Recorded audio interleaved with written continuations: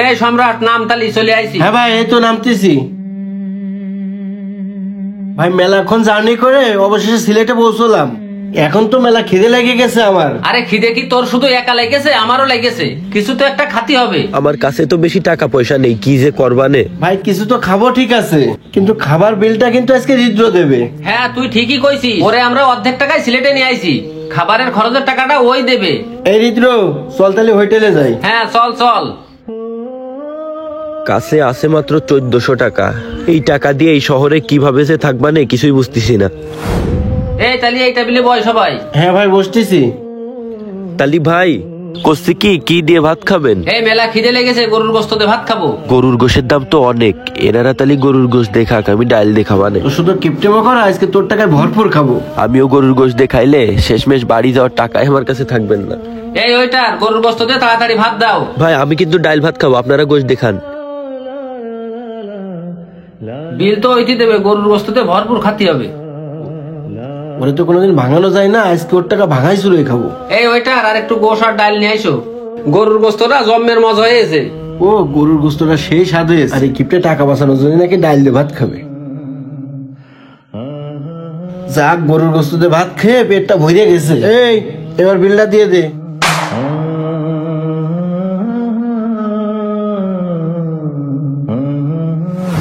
রিদ্র, তাহলে বিল দিয়ে আমরা সামনে দাঁড়াচ্ছি। ভাই বিল কত হয়েছে আপনার? 1340। হায় আল্লাহ, তাইলে তোমার সব টাকাই শেষ। এই নেন টাকা। হ্যাঁ দেন।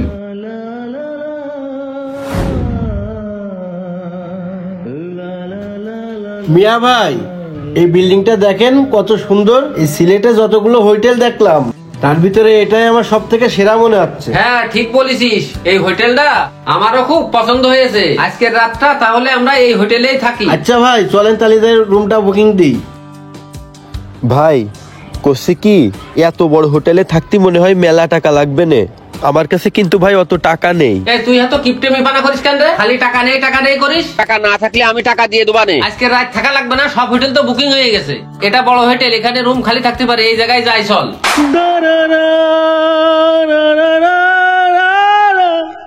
বাবা কয়টা টাকা সাহায্য দে বাবা, সবই অনেক অসুস্থ। এই নেন, এটা রাখেন। আলহামদুলিল্লাহ, আল্লাহ তোমার ভালো করুক বাবা। আসলে ভাই একটু আগে যে আমরা ওই জায়গায় খাবার খেলাম, ওইখানে টাকাটা তো আমিই দিছি।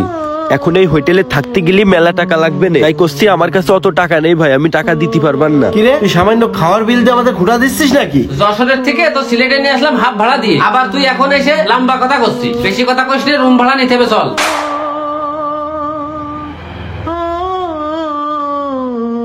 ভাই এখানে ভালো রুম আছে? জি স্যার আছে। আচ্ছা ঠিক আছে, তাহলে এই তোরা আয়, ভিতরে আয়। জি ভাই চলেন, আসছি।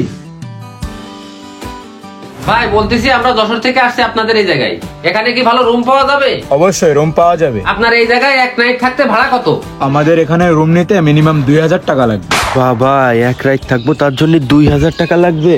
আচ্ছা ঠিক আছে, সমস্যা নেই। তাহলে আমাদের একটা সুন্দর দেখে রুম দিয়ে দেন, আমরা আজকের রাতটা থাকবো এখানে। হ্যাঁ, তাহলে আমাদের 303 নম্বর রুমটা ফাঁকা আছে, ওখানে চলে যেতে পারেন, কিন্তু পেমেন্টটা এখন দিলে ভালো হতো। চিন্তা করেন না, সকালে আমরা দিয়ে যাব। আচ্ছা ঠিক আছে, তাহলে আপনারা এখন রুমে যেতে পারেন। এই নেন চাবি। জি দেন। 302 নম্বর রুম, তাই তো? জি হ্যাঁ স্যার। আচ্ছা।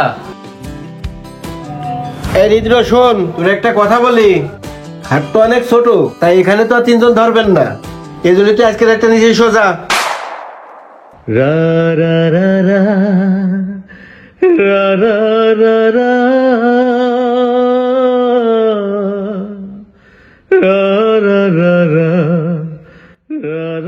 এ টাকায় থাকিস না, দে শুগে।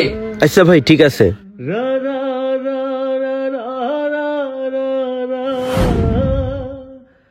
এই সকাল তো হয়ে গেছে, আমাদের তো বেরোতে হবে, আর ওই হোটেল ভাড়ারও টাকা দিতে হবে। আর এদিকে টয়লেটে যে বসে রয়েছে রিদ্র। আরে না ভাই, আপনি কি পাগল হয়ে গেছেন? ওরে আমরা নিয়ে আসলাম অর্ধেক ভাড়া দিয়ে, আবার রুম ভাড়া আমরা দিতে যাবো কিসের জন্য? ওর কাছে টাকা আছে, ও আগাগুলো এরকম কিপটেমি করে। টাকা ওরে দিয়েই দিয়াতে হবে। তুই ঠিক কথাই কইছিস, রুম ভাড়া ওরে দিয়েই দিয়াতে হবে। ওঠ। কি ব্যাপার ভাই, কনে যাচ্ছেন আপনারা? এই সকাল হয়ে গেছে না, খিদে লেগেছে, নাস্তা আনতে হবে। তুই রুমে থাক, আমরা নাস্তা নিয়ে আসতেছি। ও নাস্তা আনতে যাচ্ছিস? তাহলে যা তাড়াতাড়ি আসিস কেনে। হ্যাঁ আচ্ছা তুই থাক, তাহলে আমরা একটু পরে চলে আসবানে। আচ্ছা ঠিক আছে, তাড়াতাড়ি আসিস কেনে।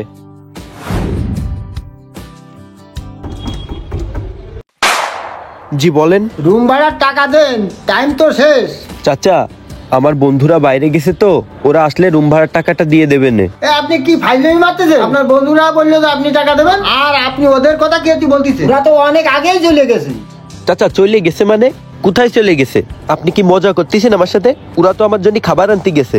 আপনার সাথে কি আমার আর কি মারার সম্পর্ক যে আপনার সাথে আমি আর কি মারবো? আমি ম্যানেজারের কাছে বসেছিলাম, আপনার কথা বলে গেল ওই ছেলেটা টাকা দেবেন। এখন ম্যানেজার আমারে পাঠাইছে রুম ভাড়ার টাকাটা দেন। আসলে চাচা, আমি যে সকালে এখন নাস্তা করব সেই টাকাটাও আমার কাছে নেই, আর ঘর ভাড়া তো 2000 টাকা।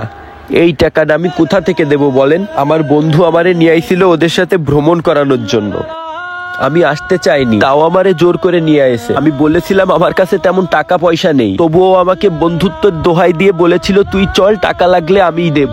এজন্য সে আমাকে যেভাবে বলেছে, যেখানে যেতে বলেছে, আমি তাদের পিছু পিছু সেখানে চলে গিয়েছি। কিন্তু তারা যে আমাকে এভাবে বিপদে ফেলে চলে যাবে এটা আমি কখনো ভাবতে পারি নাই চাচা। এখন আমি কি করতে পারি চাচা বলেন? আমার কাছে একটাই উপায় আছে, আপনারা যদি আপনাদের হোটেলে আমারে কোনো কাজ দেন, সেই কাজটা করে আমি আপনাদের টাকা শোধ করতে পারি চাচা।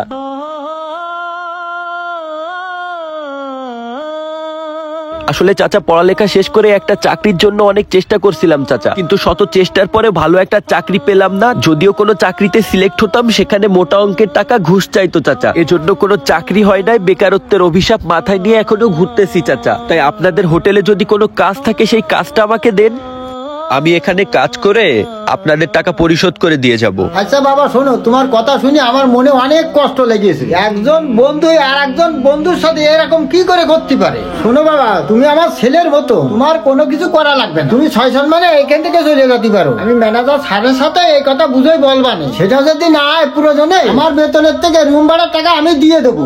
6 সম্মানে এখান থেকে চলে যেতে পারো।